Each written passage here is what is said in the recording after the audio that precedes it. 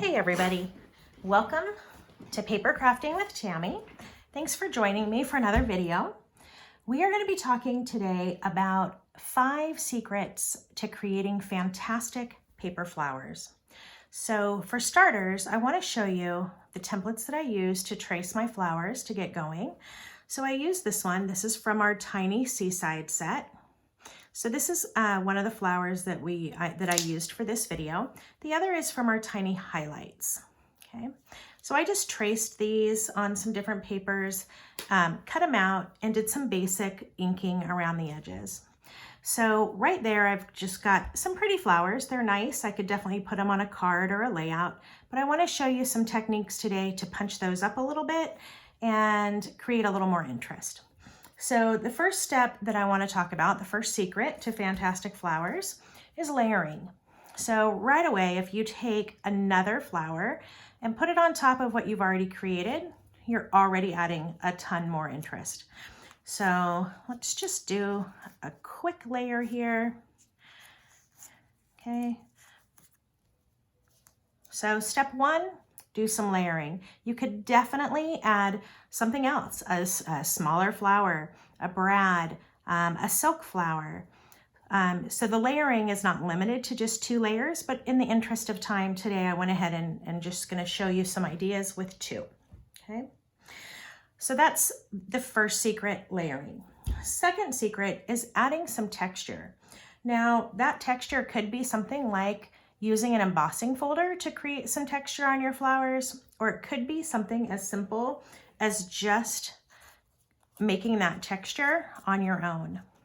If you even just use your finger on the petals, do some bending around the finger, you create some texture on your flowers that way, okay? You're giving them a little bit of lift and a little bit of visual interest. There's not a right or a wrong way to do that, okay? Just giving them that little bit of bending can make a huge difference, okay? And I'll do the others as we go.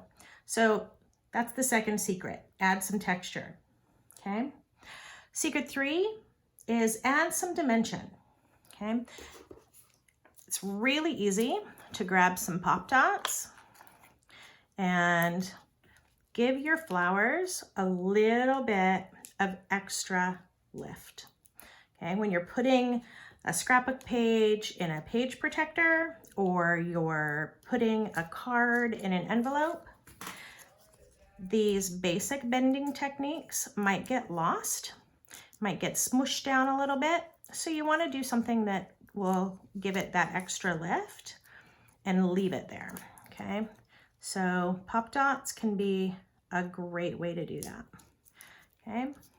So that's just added a little bit of dimension that'll stay, okay? So let me push that one off to the side. Here's an example of one that's been finished with that lifting technique. All I did was glue a jewel dot right in the middle to just make that a little bit more fun and a little bit more interesting, okay? Step 4 is doodling. I'm going to use this example. So doodling can be as simple as going around the edges, okay? So I just grabbed a black fine Sharpie, and I have seen lots of different techniques for doodling, okay? Some people do lines with some little dots in between. This is really a very personal technique. I am, just doing a quick outline, and I'm going to do it on both my bottom layer and my top layer. Just adds a little bit of visual interest. Okay. And another great pen for doodling is a white gel pen. Okay. With a white gel pen, you can give just a quick accent along some spots. And you might choose the same area on each leaf. You might do something a little bit different. Totally up to you. but just a quick doodle makes all the difference, okay? I would still add some texture to this with some bending, and then put a cute brad, and that's what it would look like before I would put it on a project, okay? Another example of doodling is using a jelly roll pen. So this is just a light glitter accent in a pen form. Again, I would go around all of the different leaves. Okay. I love to use this pen on titles that I want to pop a little bit. It's really beautiful on fall leaves. Okay, again, it's just called a jelly roll pen. It's going to show up a little bit more on here because the paper is not as busy. Okay, go all the way around the edges and then decide if there's anything else you want to do. These flowers kind of remind me of hibiscus. So I'm just going to give them a little bit of an extra line like that. Okay, I'm going to hold that up a little bit more in the camera. See if you can catch some of that shimmer, and I'll try to post a nice close-up picture of those that are when they're finished up as well. Okay, so again, still add that texture by doing some folding, a little bit of bending, add a nice brad in the middle, and you've got a great flower for your pages. Okay, so that is technique number 4, is the doodling. So we've gone through 4 of the techniques already. The first one was layering. Second one was add some texture. Third one was add some dimension. Fourth was maybe do some doodling. And then number 5 is add some accents. Okay, so I want to show you a quick technique. Maybe you've seen, maybe you haven't. This one is a painting technique. So I know I have lots of Stickles in my collection,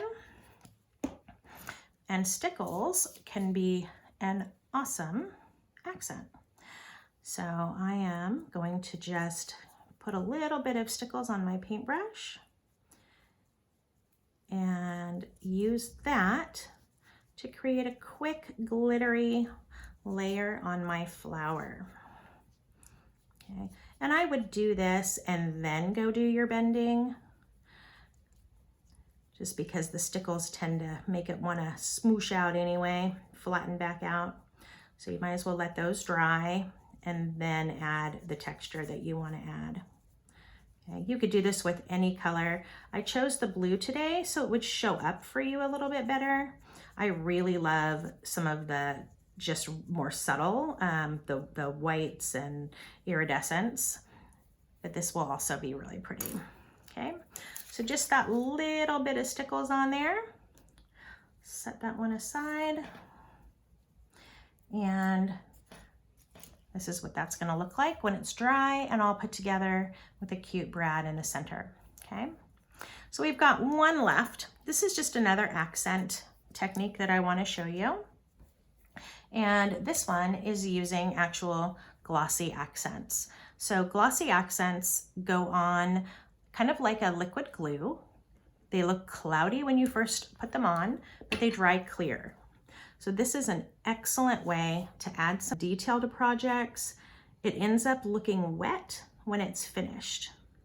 So this is really fun on any kind of a water thing that you're doing on a page, raindrops, swimming pool photos, titles, all kinds of things. Okay, and again, I just want to create a little more interest with this. And then maybe some dots around the middle. So Glossy Accents goes on very quickly.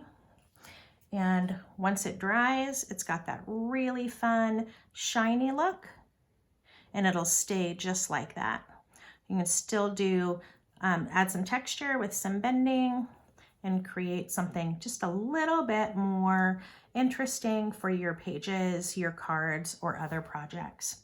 So hopefully you enjoyed those 5 tips to making some fantastic paper flowers, and hopefully you'll tune in next time. If you liked what you saw today, make sure to like the video. I'd also love it if you subscribe to my channel so that you know when I post new content. Thanks for tuning in today. Bye-bye.